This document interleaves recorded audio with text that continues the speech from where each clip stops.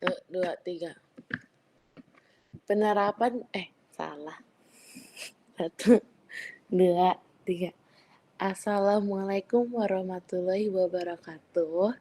Perkenalkan, kami dari kelompok 20, kelas R8 mata kuliah Kewarganegaraan, hari ini akan mempresentasikan hasil diskusi tugas besar kami yang berjudul Penerapan Nilai Pancasila dalam Menanggulangi Penyalahgunaan Media Sosial oleh Remaja.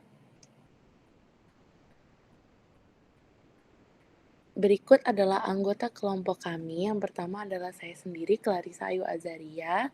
Yang kedua adalah Malika Aziza Ayudia.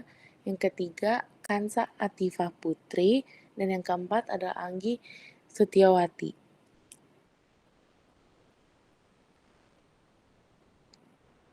Yang pertama adalah latar belakang masalah. Media sosial telah menjadi bagian penting dalam kehidupan remaja di era digital.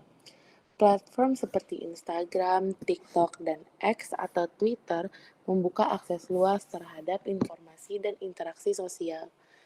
Namun, di balik manfaat tersebut, media sosial juga memunculkan berbagai penyalahgunaan seperti penyebaran hoaks, ujaran kebencian, hingga cyberbullying. Penyalahgunaan ini berdampak langsung pada karakter dan moral remaja yang mulai menjauh dari nilai-nilai luhur bangsa seperti kemanusiaan, keadilan, dan persatuan. Banyak remaja terjebak dalam budaya digital yang permisif dan tidak mencerminkan nilai-nilai Pancasila. Tanpa pendampingan dan edukasi yang tepat, ruang digital bisa menjadi ancaman bagi perkembangan generasi muda. Oleh karena itu, penting untuk menghadirkan solusi yang tidak hanya teknis, tetapi juga menanamkan nilai-nilai humaniora dalam setiap aktivitas digital, agar media sosial menjadi ruang yang sehat, beretika, dan membangun karakter Pancasialis.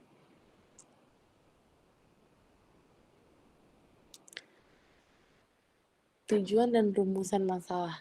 Tujuannya yang pertama, menganalisis penyalahgunaan media sosial di kalangan remaja. Dan yang kedua adalah merumuskan solusi berbasis Pancasila dalam bentuk kebijakan publik. Rumusan masalah. Apa saja bentuk penyalahgunaan media sosial? Yang kedua, apa dampaknya terhadap nilai-nilai kemanusiaan dan sosial? Dan yang ketiga, bagaimana solusi yang sesuai dengan nilai-nilai Pancasila?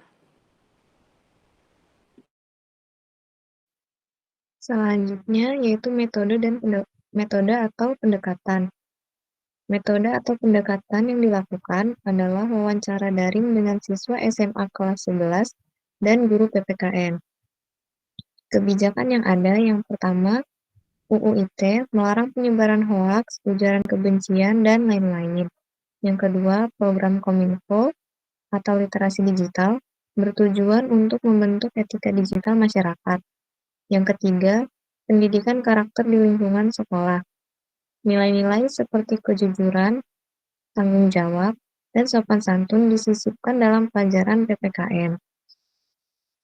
Didapatkan diskusi kelompok untuk perumusan solusi. Yang pertama yaitu inovasi kebijakan, aplikasi edukasi digital berbasis Pancasila.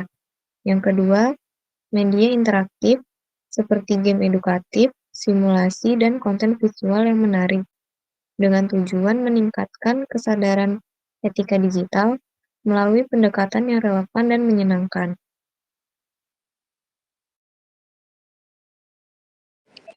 Selanjutnya adalah pembahasan.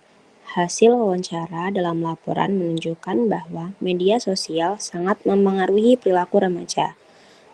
Siswa mengakui bahwa konten negatif sering ditiru, sementara guru melihat adanya penurunan sikap hormat siswa akibat pengaruh media digital.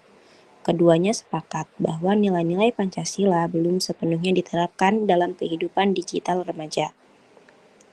Program literasi digital yang ada dinilai kurang menarik dan tidak menjangkau semua siswa. Oleh karena itu, usulan program Netizen Pancasialis yang menggabungkan aplikasi edukatif, kampanye digital, dan pelatihan etika dinilai relevan. Baik siswa maupun guru menyambut baik pendekatan kreatif ini sebagai solusi membentuk karakter remaja yang bijak dan berlandaskan Pancasila di era digital. Selanjutnya ada kesimpulan serta saran. Pada kesimpulan ada 3 poin. Yang pertama, media sosial dapat merusak karakter jika tidak digunakan dengan bijak. Yang kedua, penerapan nilai-nilai Pancasila sangat penting di ruang digital. Dan yang terakhir, solusi harus menyasar edukasi, pengawasan, dan partisipasi aktif remaja. Untuk saran, di sini ada beberapa, yaitu pemerintah serta sekolah perlu aktif dalam memberikan literasi digital yang berkelanjutan agar remaja memiliki pemahaman yang kuat tentang etika bermedia sosial. Selain itu, para remaja harus dilibatkan secara langsung melalui konten dan aplikasi interaktif yang sesuai dengan gaya hidup mereka.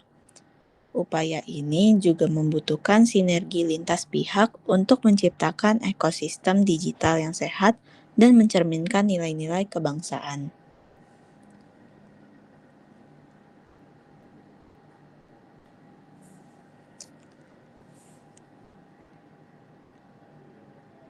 Selanjutnya, di sini ada tabel kinerja tim, di mana di sini berisi nama dari anggota serta tugas yang dikerjakan. Untuk Clarissa Ayu Azaria, tugas yang dikerjakan merupakan penyusunan laporan. Untuk Malika Aziza Ayudia, tugas yang dikerjakan adalah pengumpulan responden serta data. Untuk Hansa Atifah Putri, tugas yang dikerjakan adalah identifikasi masalah serta data. Dan yang terakhir, untuk Anggi Setiawati, tugas yang dikerjakan adalah penyusunan laporan. Sekian presentasi yang dapat kami sampaikan. Apabila ada salah kata dan salah penulisan, mohon maaf. Terima kasih. Wassalamualaikum warahmatullahi wabarakatuh.